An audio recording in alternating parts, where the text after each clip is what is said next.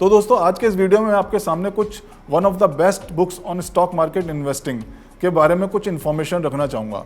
मेरा main objective है कि मैं आप अपना टाइम और रिसोर्सेज बचाते हुए पहले उन बुक्स को पढ़ डालें जो आपके शुरुआती स्टॉक मार्केट इन्वेस्टमेंट करियर के लिए बहुत ज़रूरी हैं। मेरा अपना एक्सपीरियंस और विश्वास है कि इन बुक्स को पढ़ने के बाद आप अपनी जर्नी का बेसिक लेवल से इंटरमीडिएट लेवल तक कवर कर चुके होंगे। इंटरमीडिएट लेवल से मेरा मतलब है कि अगर आप इंडिविजुअल रिटेल इन्वेस्टर हैं तो आप सक्षम हो जाएंगे अपने पोर्टफोलियो को खुद मैनेज करने के लिए। मैं टोटली अपने खुद के अनुभवों की कसौटी पर जो खरा उतरा है वही शेयर कर रहा हूँ एक नेक नियति के साथ। आपसे सुझाव है कि आप इन बुक्स को उसी क्रम में पढ़ें जैसा इसमें सजेस्ट किया गया, यानी ये पहले जो 4 नंबर है उससे पहले आप 3 नंबर को जरूर पढ़ लें और 3 नंबर से पहले 2 नंबर को जरूर पढ़ लें। तो दोस्तों अगर आप फाइनेंशियल स्टेटमेंट्स रीडिंग में बिल्कुल स्क्रैच से शुरू करना चाहते हैं तो आप इन 3 बुक्स के सेट से शुरू कर सकते हैं। How to read a balance sheet, इसके बाद में how to read a profit and loss statement, और इसके साथ में तीसरी बुक है इसी सेट में how to read a cash flow statement. ये दोस्तों तीनों ही बुक्स लिखी गई हैं एन रामाचंद्रन और राम कुमार काकानी के द्वारा। जो सबसे अच्छी चीज़ है इस बुक सेट में वो ये है कि बहुत ही थिन वॉल्यूम है, जैसा आप देख सकते हैं। किसी भी तरह के फाइनेंस बैकग्राउंड या एक्सपीरियंस की जरूरत नहीं है इनको पढ़ने से पहले। कोई भी इसे समझ सकता है अगर उसे इस विषय में समझने की रुचि है तो। अगर आप basics of financial statement reading को जानते हैं पहले से ही तो आप इस सेट को स्किप करते हुए आगे जो बुक सजेस्ट की जाने वाली हैं आप उन पर फोकस कर सकते हैं।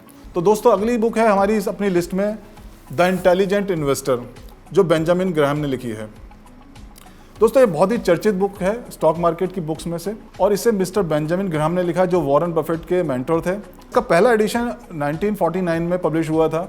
कई बिगनर्स आज भी इसे डाउट से देखते हैं कि इतने समय पहले लिखी गई बुक क्या आज भी रेलेवेंट होगी आज के मार्केट से। दोस्तों इस बुक में कुछ जनरल ट्रूथ्स हैं इन्वेस्टिंग वर्ल्ड से रिलेटेड जो हमेशा एप्लीकेबल रहेंगे।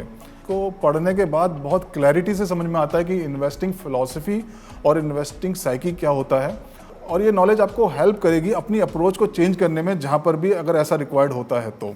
और सबसे इम्पॉर्टेंट बात, मिस्टर वॉरेन बफेट ने इसे ऐसे ही इस बुक को Bible of stock market investing नहीं कहा गया है। सो आई हाईली रिकमेंड कि अगर आपने कुछ ऐसा सोच कर कि बहुत समय पहले लिखी गई है या ज़्यादा महंगी तो है नहीं, ऐसे विचारों को एक तरफ रखकर इसे आज ही ऑर्डर करें और पढ़ना शुरू करें। अब दोस्तों अगली बुक है हमारी लिस्ट में one up on wall street, जो पीटर लिंच के द्वारा लिखी गई है। दोस्तों जब हम स्टॉक्स इन्वेस्टमेंट वर्ल्ड में आना चाहते हैं तो कई तरह की मेंटल रुकावटें हमें रोक सकती हैं। जैसे मेरे पास कोई फाइनेंशियल बैकग्राउंड तो है नहीं, या मेरे पास ऐसी कोई विशेष क्वालिफिकेशन नहीं है जिसे कंपनीज को एनालिसिस करने के लिए रिक्वायर्ड हो सकती है। दोस्तों ये बुक एक आम आदमी को मोटिवेट करती है कि वो कैसे एक डेली यूज़ में यूज़ की जाने वाली प्रोडक्ट्स की कंपनीज में इन्वेस्टमेंट की अपॉर्चुनिटी ढूंढ सकते हैं।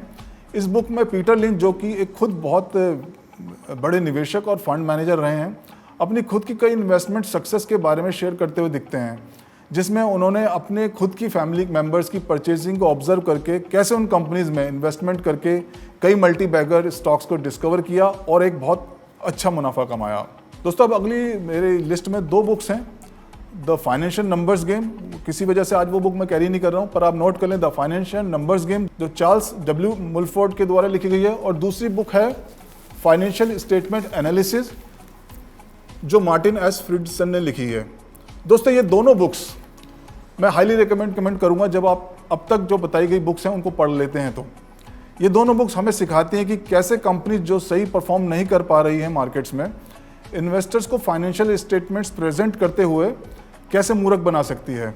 ये बुक्स हमें सिखाती हैं कि फाइनेंशियल स्टेटमेंट्स को लिटरली सही ना मान लेने के लिए जस्ट बिकॉज वो ऑडिटर्स के अटेस्टेड हैं ऐसा सोचकर स्टेटमेंट्स पर बिलीव कर लिया तो बहुत बड़ी भूल हो सकती है।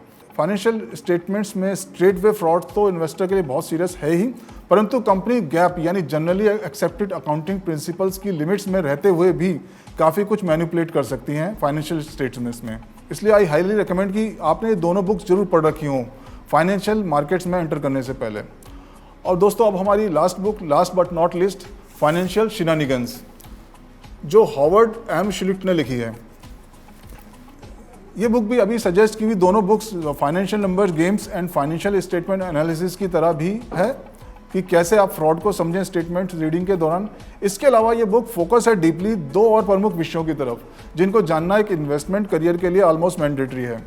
इसमें ऑथर बहुत डिटेल में और बहुत कुछ केस स्टडीज़ के थ्रू बताते हैं कि कैसे कंपनीज मर्जर एंड एक्विजिशंस करते समय फाइनेंशियल स्टेटमेंट्स को कैसे मैनिपुलेट कर सकते हैं, और कैश फ्लो स्टेटमेंट्स जैसे कि कॉमनली समझा जाता है कि कंपनीज के लिए नंबर्स से खेलना बैलेंस शीट और प्रॉफिट और लॉस अकाउंट में तो पॉसिबल है, पर कैश फ्लो स्टेटमेंट्स में पॉसिबल नहीं है। ये बुक सिखाती है कि ये पॉसिबल है, आप कैसे कैश फ्लो स्टेटमेंट्स में मैनिपुलेशंस को पहचान सकें और अपनी हार्ड एंड मनी को कैसे ऐसी कंपनीज से बचाते हुए साउंड फंडामेंटल वाली कंपनीज में इन्वेस्टमेंट करें। तो दोस्तों आज के वीडियो में इतना ही। उम्मीद करता हूँ अपने इस वीडियो से अवश्य कुछ ना कुछ जरूर सीखा होगा। मिलते हैं फिर अगली वीडियो में। Thanks for watching.